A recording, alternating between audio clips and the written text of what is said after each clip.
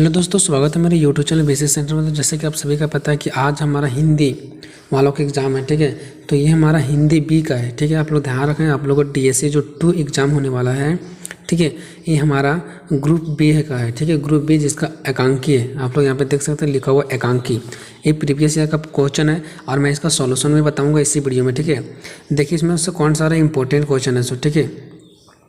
ये पहला जो आप लोग देख रहे हैं इसमें पता है आप सभी को 3 खंड में होते हैं, ठीक है। ए बी सी 3 सेक्शन में आपके क्वेश्चन दिए जाएंगे, ठीक है। हम इसका सॉल्यूशन भी बताने वाले हैं आगे, आप लोग को दिक्कत लेने की जरूरत नहीं है। पहला क्वेश्चन जो लिखा हुआ किन्हीं हिंदी एकांकी के तत्वों की विवेचना करें, ये मोस्ट इंपॉर्टेंट क्वेश्चन है, लिख लो, एग्जाम में आएंगे तो आएंगे, ठीक है। तो ये आपको क्या करना है, एक कंप्लीट करके जाना है, जिसका मैं सॉल्यूशन बताने वाला हूँ, ठीक है। एकांकी तत्व के तत्वों का क्या करना है, विवेचना करना है, ठीक है।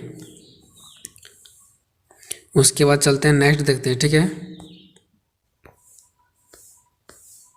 देखिए उसके बाद नेक्स्ट यहाँ पे देखिए, और आप सभी को पता है कि इसमें से किन्हीं आपको 2 ही का जवाब देना है, क्योंकि पहले ही लिखा हुआ निम्नलिखित प्रश्नों में से किन्हीं 2 को देते हैं जो 20-20 मार्क्स का है। तो हिंदी एकांकी के तत्वों की विवेचना करें, आपका मोस्ट इंपॉर्टेंट क्वेश्चन है, ये पक्का आएगा। इसका मैं सॉल्यूशन भी बताने वाला हूँ, तुरंत आपको एक बार में समझ में आ जाएगा, ठीक है।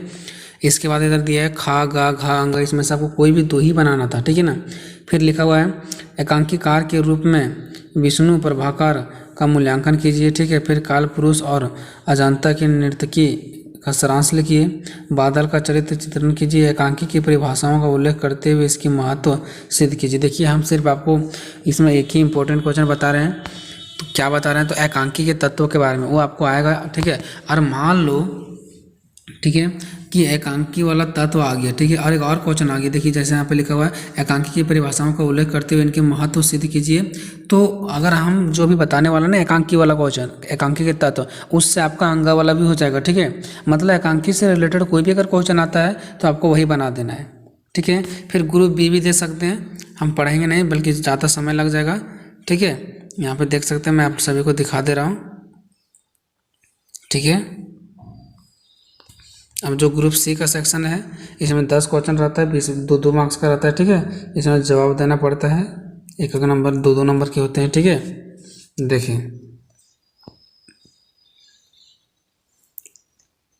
ठीक है, तो ये हमारा कंप्लीट हो गया। अब हम चलते हैं इसके सॉल्यूशन की ओर, जो कि मैंने आपको बता रखा था, ठीक है। तो चलिए मैं इसको सॉल्यूशन की ओर बढ़ते हैं, ठीक है। देखिए अब हम इसके सॉल्यूशन की ओर आ चुके हैं और आप लोगों को मैं दिखा दे रहा हूँ इसका सॉल्यूशन क्या है। एकांकी का अर्थ क्या होता है, जब किसी भी एक्ट या नाटक में किसी एक व्यक्ति का ही पूरी तरीका से वर्णन किया जाता है, ठीक है। मतलब एकांकी का मतलब, देखिए एकांकी का अर्थ से ही पता चल रहा है एक अंक वाला, ठीक है, एक अंक वाला जिसमें एक ही अंग हो। मतलब एक ही अंग का मतलब क्या, इसमें एक ही व्यक्ति के बारे में जिक्र किया जाता है, इसमें 2-3 अंग नहीं होना चाहिए, यानी कि 2-3 व्यक्ति नहीं होना चाहिए, ठीक है। तो एकांकी का अर्थ होता है कि जब किसी भी एक्ट या नाटक में किसी एक ही व्यक्ति की पूरी तरह से वर्णन हो, मतलब किसी और व्यक्ति का नहीं बल्कि एक ही व्यक्ति का, ठीक है। एक ही व्यक्ति का पूरा कहानी में बताया जाता है कि ये कैसे जन्म लिया, कहाँ क्या किया, कैसे मरा, एक ही व्यक्ति के बारे में पूरा बताया जाता है, ठीक है। और वो भी उसकी युवा अवस्था के बाद, और वो भी नहीं कि वो इसका युवा अवस्था से पहले ही उसका कहानी बन जाए। अगर कोई भी व्यक्ति का कहानी बनाया जाना हो तो उसका युवा अवस्था से पहले का नहीं बनाया जाता कहानी, जब वो युवा अवस्था में हो जाता है उसके बाद तब उनके बारे में कहानी बनाया जाता है, ठीक है। तो ऐसे एक्ट को, ठीक है, ऐसे नाटक को हम लोग क्या कहते हैं, एकांकी के नाम से जानते हैं, ठीक है। अब देखते हैं इसके तत्व क्या है, ठीक है।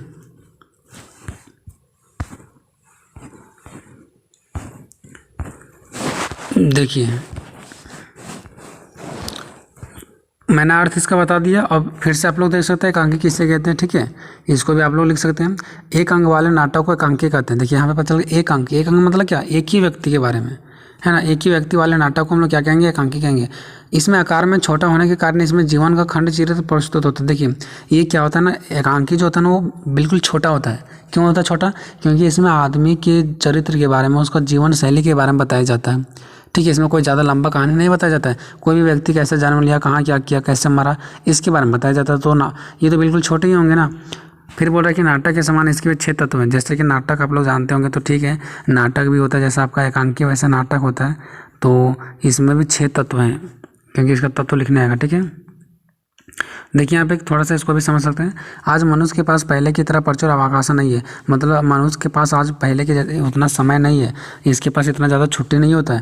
अपने व्यवस्था के कारण महाकाव्यों तथा मोटे मोटे उपन्यासों को पढ़ने तथा नाटकों को देखने के लिए उसे पर्याप्त समय नहीं मिल पाता। देखिए लोगों को बड़े कुछ भी किताब बड़ा किताब देखने का, कुछ पढ़ने का इसके पास समय नहीं मिल पाता है।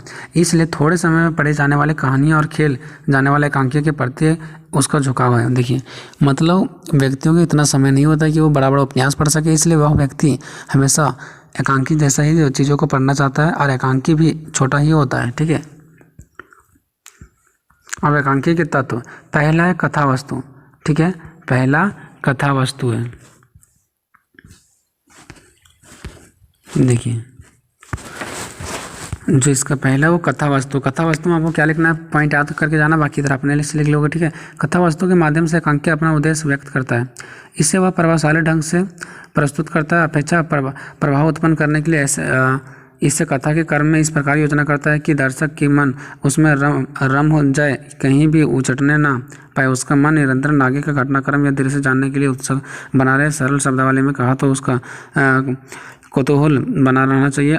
कथानात्मक और कथा वस्तु के 3 भागों में विभाजित किया जा सकता है, प्रारंभ, विकास और चरमोत्कर्ष। देखिए इसका कहने का मतलब, कथा वस्तु का कहने का मतलब ये ना कि एकांकी का उद्देश्य होता है, जब एकांकी को लोग लिखते हैं ना, किसी भी लोगों के जीवन के बारे में एकांकी में जब लिखा जाता है ना, तो उसका उद्देश्य ऐसा रहता है ना कि ऐसा लिखे ना कि पढ़ने वाला लगे कि अरे आगे भी पढ़ना चाहिए, आगे भी पढ़ना चाहिए, लगता है आगे क्या होगा क्या होगा, मतलब ऐसा इंटरेस्टिंग से लिखा जाता है ना, उसी को हम लोग कथा वस्तु बोलते हैं। कि एकांकी का उद्देश्य होता है कि उसमें ऐसा चीज़ों को ढाला जाता है, ऐसा चीज़ों को लिखा जाता है जिससे लोगों का प्रतिभा है वो बना रहे, और लोगों को ऐसा लगे कि हमें आगे तक भी इसको पढ़ना चाहिए, आगे तक भी देखना चाहिए।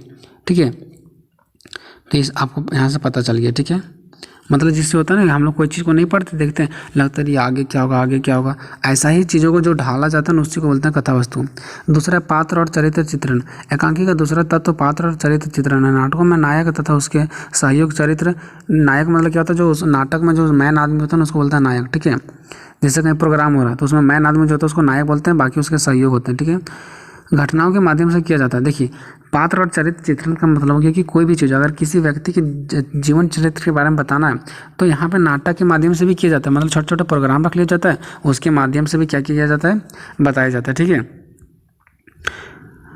उसके बाद किंतु एकांकी के पत्रों के चित्रण नाटकीय परिस्थितियों भीतर बाहर के संघर्षों के संकेत रहते हैं। एकांकी के चरित्र चित्रण में स्वाभाविकता, यथार्थता और मनोवैज्ञानिकता ध्यान रखना आवश्यक होता है। प्रत्येक पात्र के क्रियाकलाप के में कार्य कारण भाव आवश्यक संकेतिक होना चाहिए। देखिए इसमें बोला कि जब भी इसमें नाटक वगैरह किया जाता है तो बहुत सारी चीज़ों को ध्यान में रखा जाता है, प्लस में अंदर बाहर का जो भी संघर्ष वगैरह है, जिस व्यक्ति के बारे में बताया जा रहा है, जिसके बारे में नाटक किया जा रहा है, उसके अंदर बाहर सब क्या उनके संघर्ष रहा नहीं रहा, सब बताया जाता है। ठीक है, भावी शैली। एकांकी का तीसरा तत्व है भावी भाषा और शैली। साहित्य की विभिन्न विधाओं की भाषा और शैली अलग अलग होती है।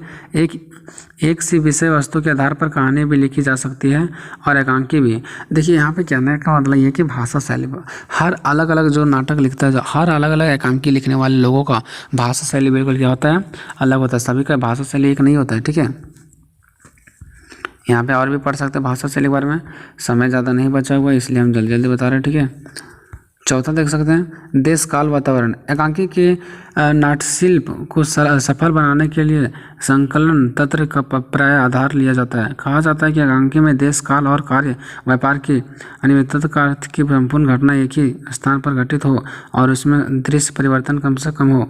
समयता काल की अनियमितता से अभिप्राय घटना का वास्तविक जीवन में जितनी देर में घटित हुई उतना ही देर में उसका अभियान भी हो सके। यदि दो घटनाओं में वर्षों का अंतर हो तो उन्हें एकांकी का विषय नहीं माना जाना चाहिए। देखिए इनका कहने का मतलब है देश काल वातावरण। इनका कहना है कि जब भी एकांकी लिखा जाएगा ना, तो कोई भी चीज़ों पर अगर घटना होता है, कहीं भी कोई चीज़ घटना होता है ना, तो उस घटना के बारे में लिखा जाता है और वो घटना वहाँ पे पूरा होना चाहिए। अगर मान लो आधा वो घटना हो चुका है, आधा घटना 2 साल के बाद हुआ, तो वो हमारा एकांकी में नहीं आता है।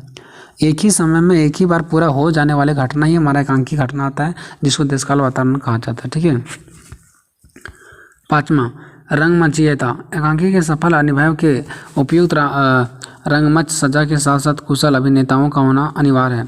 क्योंकि एकांकी के मूल उद्देश्य की अभिव्यक्ति का मुख्य दायित्व नहीं उन्हीं पर होता है।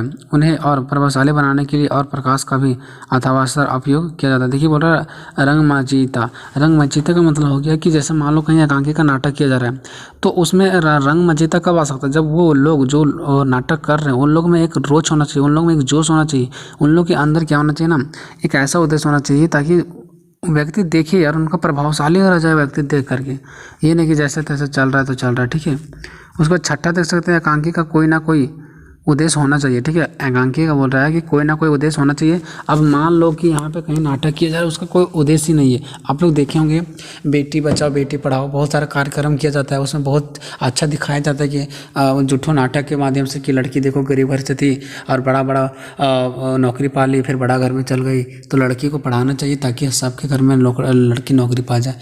तो ये हमारा एक अभियान चलाया जाता है। इसी प्रकार तो उसका उद्देश्य क्या था कि लड़की को पढ़ाना, वैसे ही इसमें भी नाटकों का कुछ ना कुछ उद्देश्य रहता है। ठीक है दोस्तों, मिलता है अगले वीडियो में, तब तक जय हिंद जय भारत।